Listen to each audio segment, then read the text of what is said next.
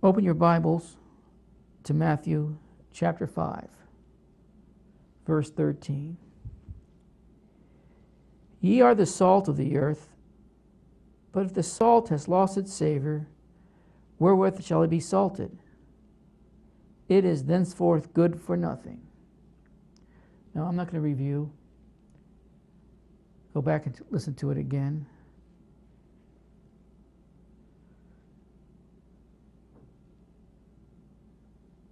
But if you lost your savor, you'll be good for nothing. In other words, you're useless.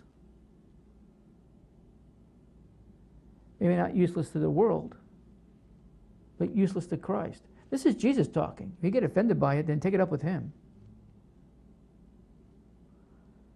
Especially Christians don't like to be called good for nothing.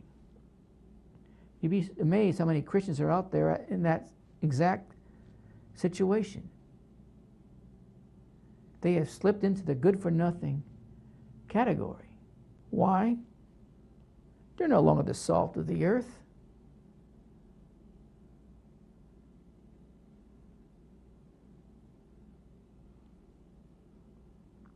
And what happens to them? To be cast out and to be trodden under the foot of men. Not a good place to find yourself, especially if you're a disciple of Jesus Christ. I recommend, if you haven't listened to it already, go back. I don't know if it's in the archives yet, but go back and listen to the first message of this, at least 3 messages in this little mini-series that I'm doing on these few verses. But now we're going to move on to verse 14. And what does it say? First, Jesus deals use an example of salt of the earth. Now he moves to the light, and he calls us the light. Ye are the light of the world. So that word light, I've shared this before in the past. It means to shine in its widest application. You have one of those flashlights where the bulb or whatever it's used now in these flashlights is located at the front of the flashlight. Usually you could twist the cover of that flashlight. For instance, you move it to the right. The flashlight gives you not a narrow beam, but a very wide beam of light that goes out. And you can see a bigger area, especially in the darkness, of what's out there. Go the opposite way to the left, just the opposite happens. That wide light now becomes a very narrow beam of light. And you can see a small portion of whatever you're directing the light to. Well, we're not that, is what I'm saying tonight. We are just the opposite. We are the light, a light that needs to shine in its widest application. Most Christians like to think that they're a light, but they're only going to be shining in that narrow beam, basically a light for themselves, instead of not only a light for them, but a light for others in its widest application. Ye are the light of the world. And it's not world there in the Greek, it's cosmos, which could be interpreted not just of this world,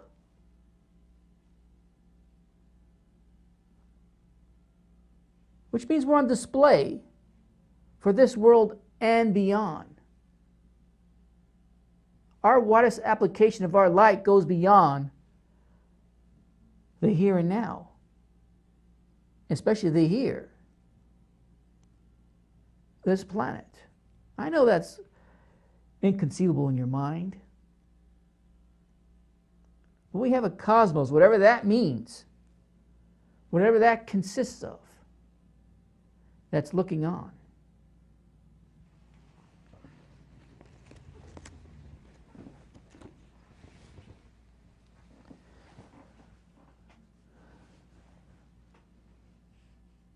A city that is set on a hill cannot be hid.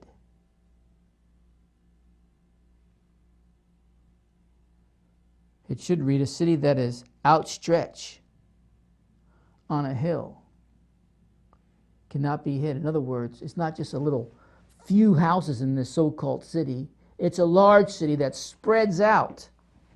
And from a distance, you can see it.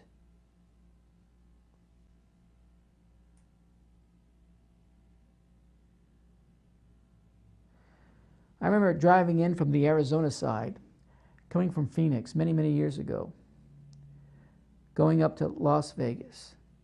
And we're coming off the mountains. And we were very far. I don't exactly remember how far, but at least 45 minutes to an hour away. And we can see, with all its lights, the Las Vegas lights, from that far of a distance. Well, that's nothing compared to the light that's in us that's supposed to shine in its widest applications. Most Christians don't want to comprehend that or can't comprehend that. They refuse to accept the impact we are to make as disciples of Jesus Christ. Sure, it's much easier to be a Christian couch potato.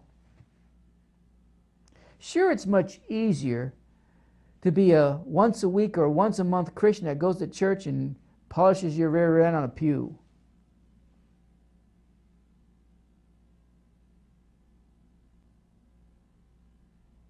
If you are one of those,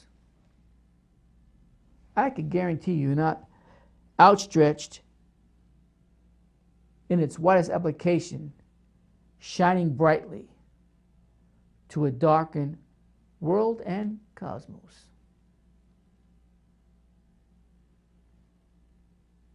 There might be tough words. They're not that tough, but there might be tough words to swallow. Well, I repeat, I'm not saying what I just read to you. I'm just repeating it. Do I believe it? Absolutely. Do I acknowledge it in the scriptures that these came from Jesus' own lips? Yes, I do. Do I fall short? Almost every day, in my opinion. But because I fall short in my widest applications to shine, you're not going to find me trying to twist the scriptures to justify why it's okay to be less than that. I'm not talking about your salvation. There's no mix the two. I'm talking about your shining as a disciple of Jesus Christ.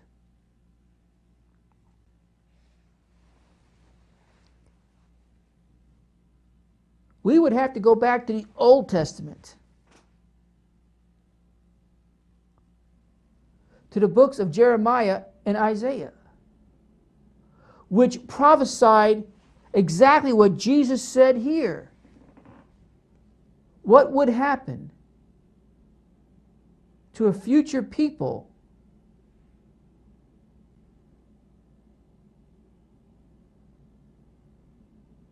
centuries later until the now? Go to Jeremiah chapter 31.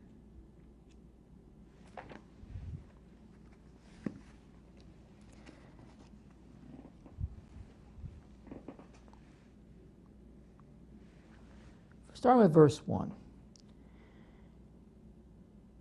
I'll connect this. Just give me a few minutes. At the same time, said the Lord, will I be the God of all families of Israel, and they shall be my people. Here, God is not talking about the nation of Israel. He's talking about the tribes of Israel. And those who have listened to me in the past have come to know, already knew, in some cases, that the tribes of Israel are not Judah, the tribes of the south. There were 10 tribes in the north when the kingdom split in two after Solomon's rulership, just as was prophesied. The kingdoms were split in 10 tribes, with the chief tribe being Ephraim, the boss of the tribes, let's just call it that, would establish themselves as the kingdom of the north, or the 10 tribes of the north. That was Israel. The tribes of the south were called or titled Judah, the house of Judah. You had the house of Joseph to the north and the house of Judah to the south, with only a few tribes. And Jeremiah is referring to the house of Israel here. And at the same time said, the Lord, I will be the God of all families of Israel, and they shall be my people. Remember, before Jeremiah had written this, or spoke these words, the tribes of Israel, the tribes of the house of Joseph, were taken to bondage by the Assyrian Empire. See, God divorced them. You find that record in the book of Hosea, chapters 1, verses 8 and 9. Lo Ruhamah. Remember that character we find in verse 8, I believe. Lo Ruhamah was the son that was born from Hosea and the whore that he married, to be an object lesson. And it was called Lo Ruhamah, the son, which translates in our English language as, ye are not my people, and I will not be your God. That's what Jeremiah is referring to here, and they shall be my people, because they were not my people. So Jeremiah is looking to the future here, because when we get to verse 10 in Hosea 1:10, chapter 1, verse 10, it says, after they would become this, then they eventually would be called something else. And what was that something else? Ye are the sons of the living God. Remember that teaching? And that's what Jeremiah is referring here. At the same time, said the Lord, I will be the God of all the families of Israel, and they shall be my people. Thus saith the Lord, the people which were left of the sword found grace in the wilderness. They didn't find grace there in the nation of Israel, because they were taken to the wilderness. Even Israel, when I went to cause him to rest. The Lord had appeared of old unto me, saying, yea, I have loved thee with an everlasting love. Therefore with loving kindness have I drawn thee. Again I will build thee, and thou shalt be built, O Virgin of Israel. Thou shalt again be adorned with thy tabrets, and go forth in the dances of them that make merry. Thou shalt yet plant vines upon the mountains of Samaria. The planter shall plant, and shall eat them as common things. For there shall be a day, verse 6, that the watchman, circle that word, watchman, upon the Mount Ephraim, the chief tribe, the head tribe, the boss of the tribes of the north. For there shall be a day that the watchman upon the mouth of Ephraim shall cry, arise ye, and let us go up to Zion unto the Lord our God. What does that have to do with Matthew and the light? I'm getting to that. And there shall be a day that the watchman upon Ephraim shall cry, arise ye, and let us go to Zion unto the Lord our God. I had you circle the word watchman. We need to get a better understanding of what's being said there.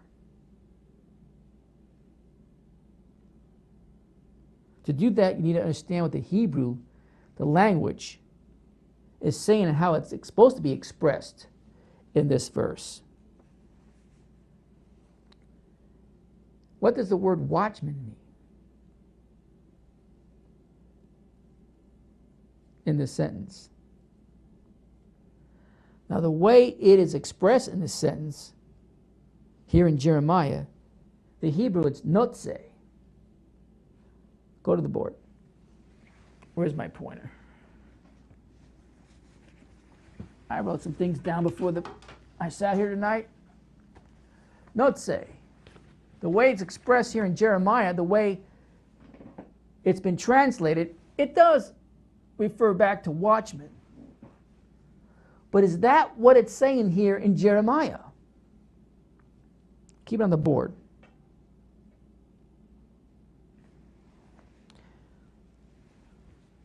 Now, the way it's translated in our Bibles, in most every Bible translation, by the way, it makes it very difficult to see how it was supposed to be translated. It's not by any surprise by myself or anyone that really digs down and studies this to see why this is an error. The word is Notzarim,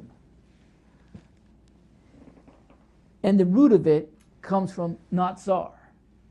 And what does Notzar mean? Well, I wrote it there. I wrote it down there in the board to write it down in your Bibles or your notes.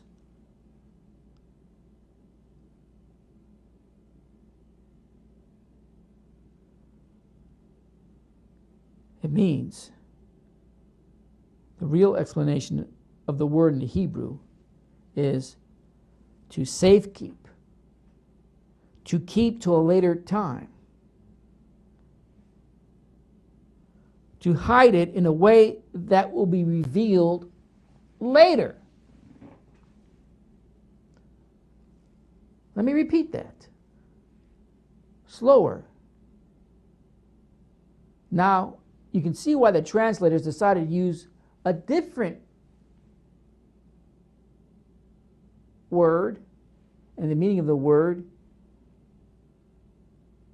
and call it watchman, because they believe the watchman will keep safe, and whenever these watchmen are supposed to come on the scene, it will be kept hidden to a later time, in a time when it's supposed to be revealed later.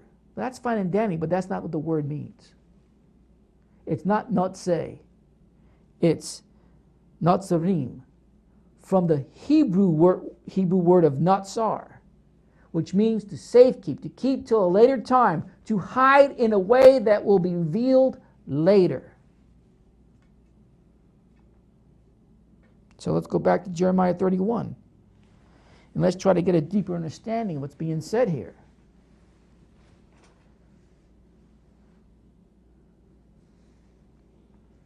Let's read verse 6. For there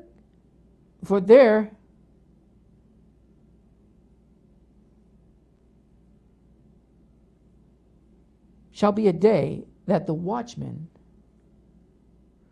upon the mount of Ephraim shall cry, Arise ye, and let us go up to Zion,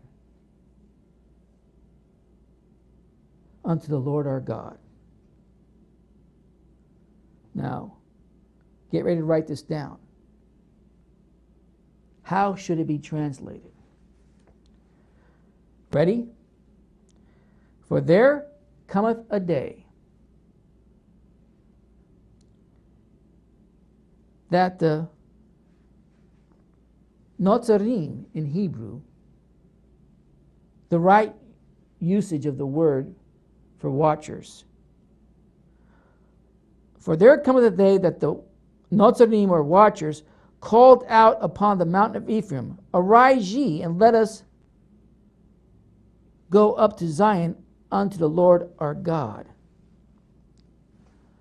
Not say the usage of how the translators wanted to describe what's being said there by using the word watchman. No, not that at all. For there cometh a day that the Notzarim in Hebrew, and I'll get to that, what it means here in a minute. You could write watchers in there for now, but we're going to scratch that out in a few minutes. So leave space after Notzarim. Call upon the mountain of Ephraim, Arise ye, and let us go unto the Lord our God. Now, let's continue. For thus saith the Lord in verse 7, Sing for Jacob with joy, and shout at the head of the nations. Publish ye, praise ye, and say, O Lord, save thy people, the remnant of Israel.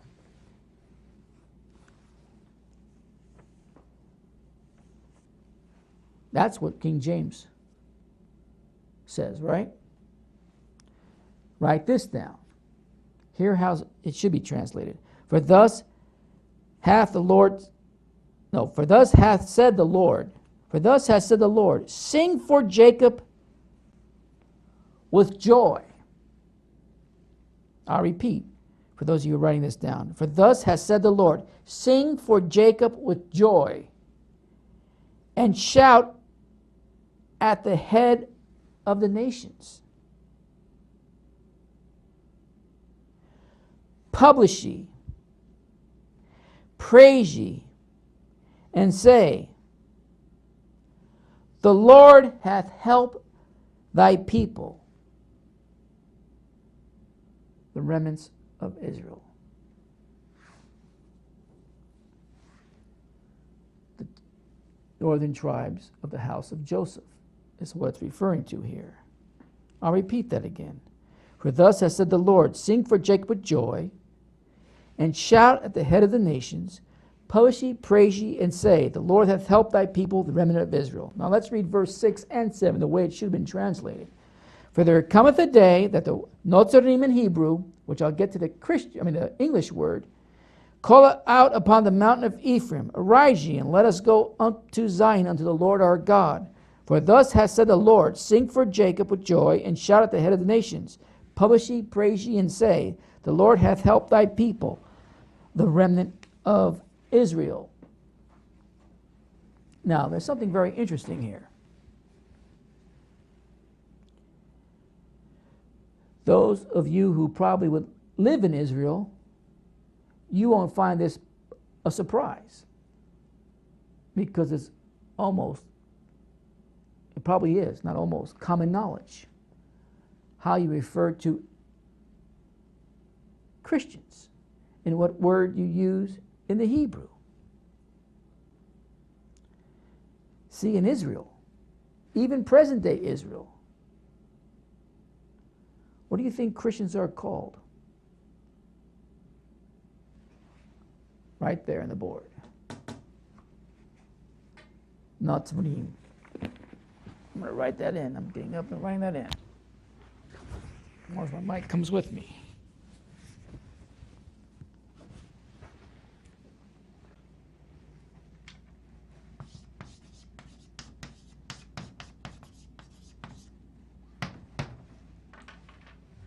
Christians. The Notzarim are Christians. Kind of amazing, isn't it? Notzarim are Christians in the Hebrew. Of course, you probably already figured out where it all comes from. It comes from the word Nazareth, which means Nazarenes. There is no other root in the Hebrew that the word comes from. Notzarim is Christians.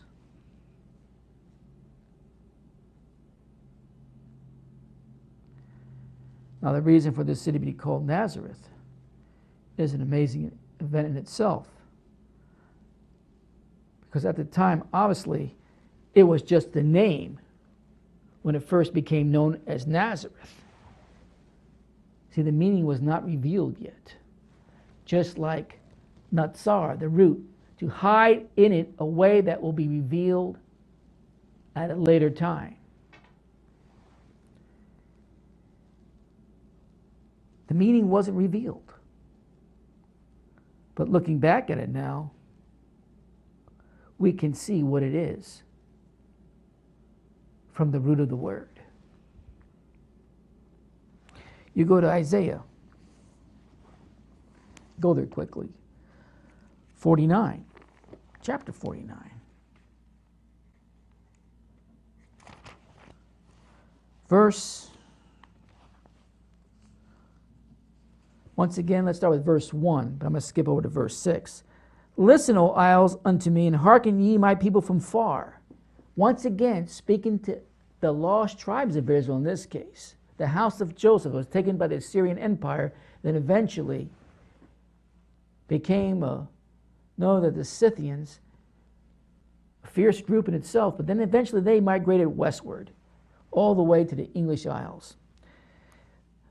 The majority of them. Listen, O isles, unto me, and hearken ye, my people from afar. The Lord hath called me from the womb, from the bowels of my mother, and hath made me mention of my name.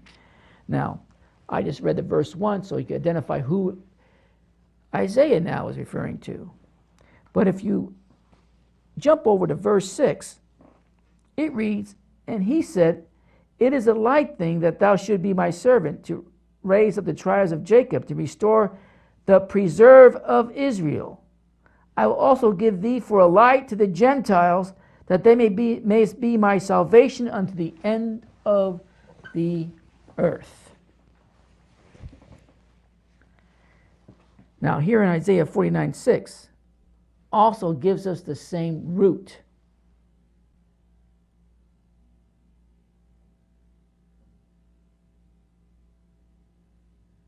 And here how it should read. It is insufficient that you be a servant to me only, to raise up the tribes of Jacob, to restore the preserve of Israel. I want to read you that again one more time, the way this should be translated.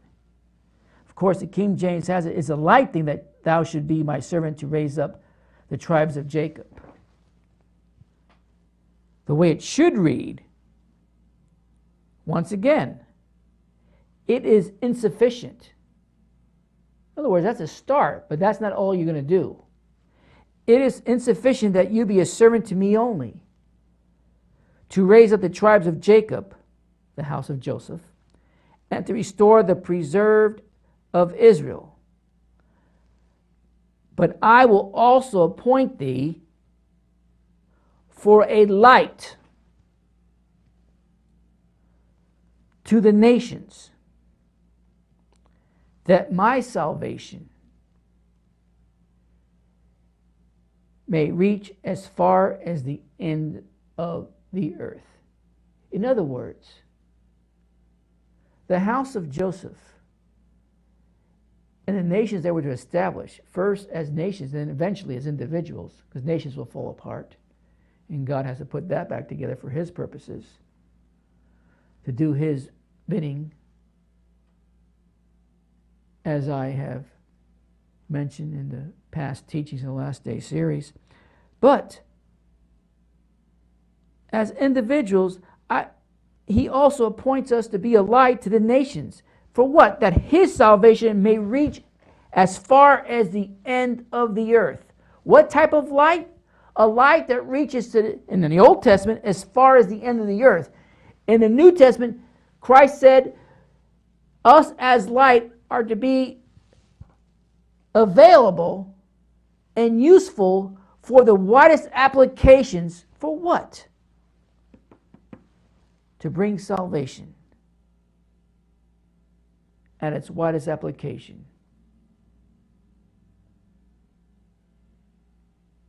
From one end of the earth to the other. Further on, if you read in this verse, circle the word preserve there. The preserve of Israel, in this particular case, is the same root, Notzarim. The ones that were kept from Nazar.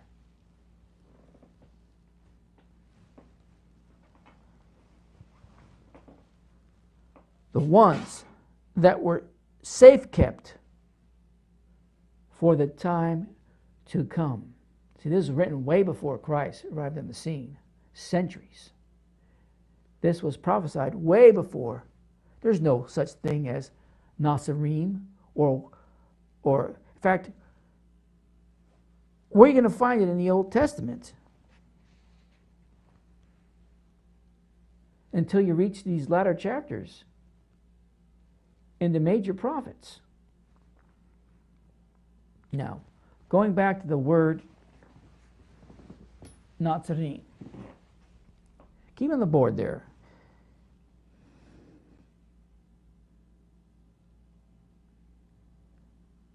It came from the same source. From Nazareth. But now take it into consideration that the book of Jeremiah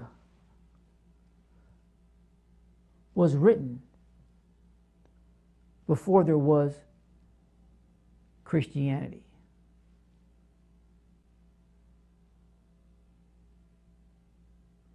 You look for a clue as to how it came about that Jeremiah used a word, if you think about it, that was not used before at all. And it is the word used for Christians today. And it is translated, preserved of Israel, here in this Isaiah 6 verse in English. Elsewhere it's translated as watchman.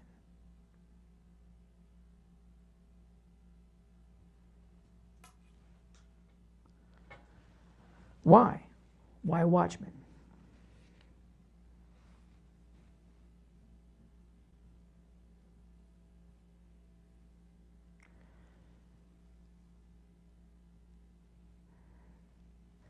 Once you understand the gathering of Judea and Israel that was just prophesied by these prophets, you will start beginning to understand what was the purpose of all this. That's not really the purpose of this teaching on the salt and the light. But God kept a portion of the house of Israel in a place that they would be kept, being safe kept for the future to come, which already has come. And we're part of it, friends. We're part of the revealing at a latter time. Now that revealing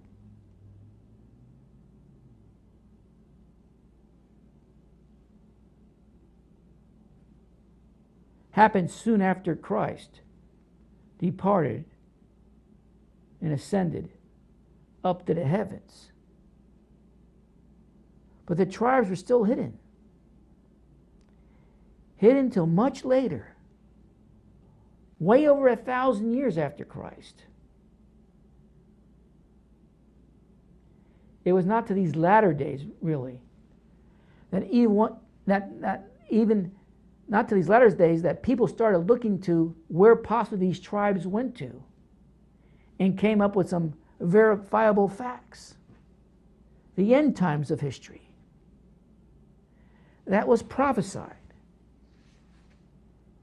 in its Hebrew root words of what eventually the world will be known, how the house of Israel will be known to the world as Notzarim, or Christians.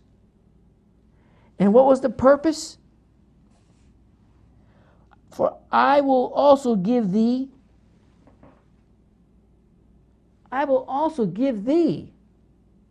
God's giving us for a light to the Gentiles, that thou mayest be my salvation unto the end of the earth. Not just the house of Israel, because as I said, this verse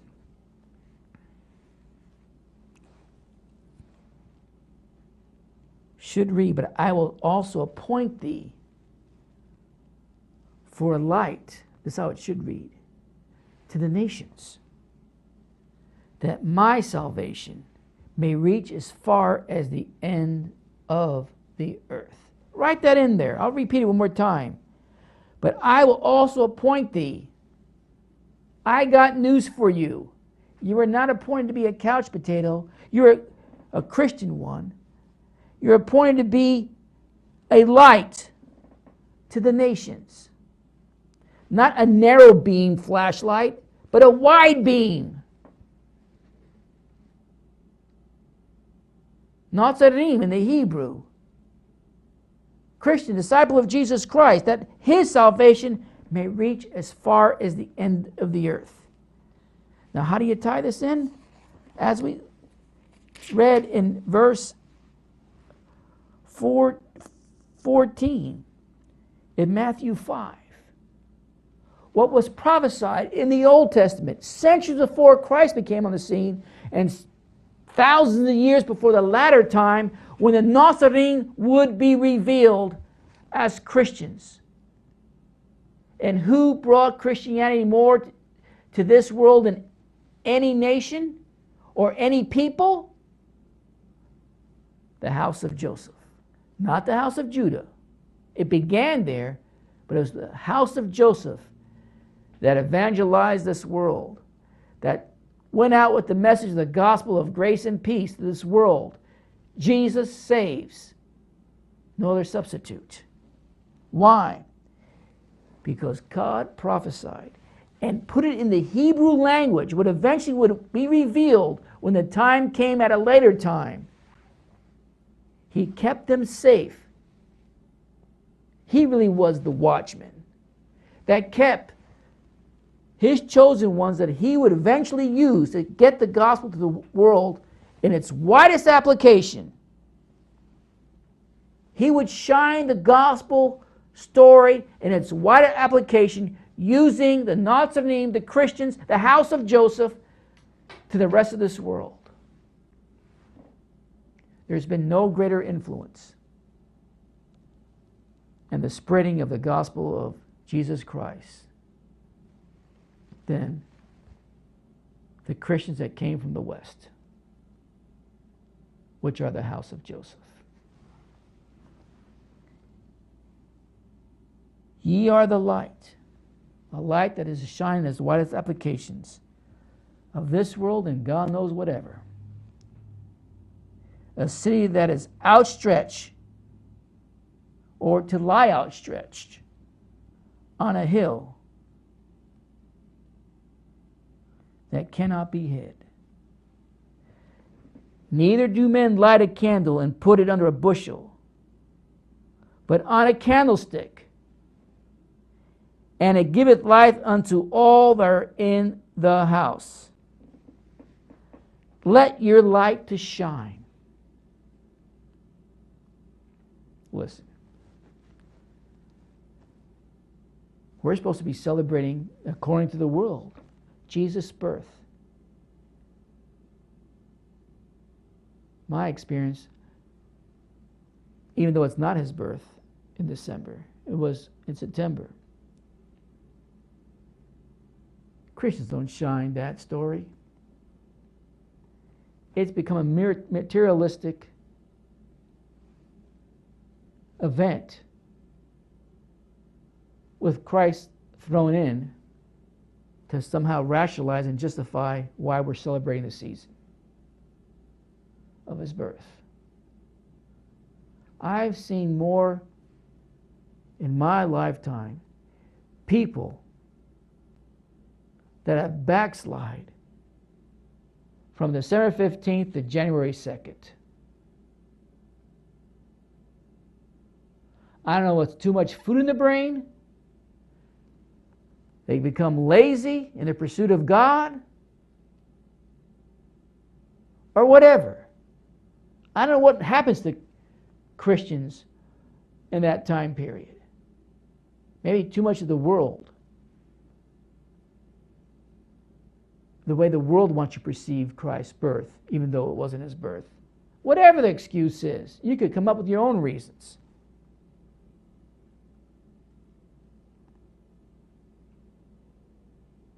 Let your light shine before men, that they may see your good works, your good employment of the word, and glorify your Father which is in heaven. Ask yourself, this holiest time of the year that we just experienced, do you think you glorified your Heavenly Father in heaven more in the last 2 weeks or less?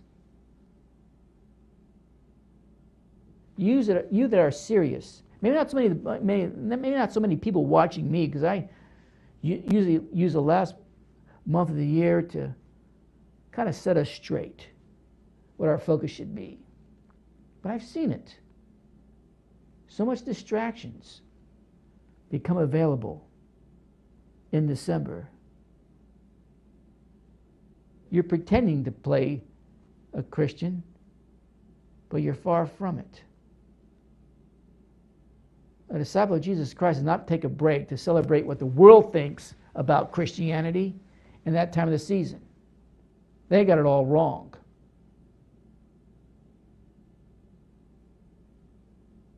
Some of you need to kick your rear ends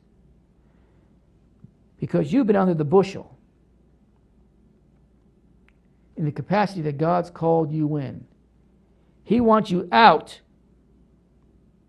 from underneath that bushel to shine before men, that they may see your employment of the word and glorify your Father which is in heaven.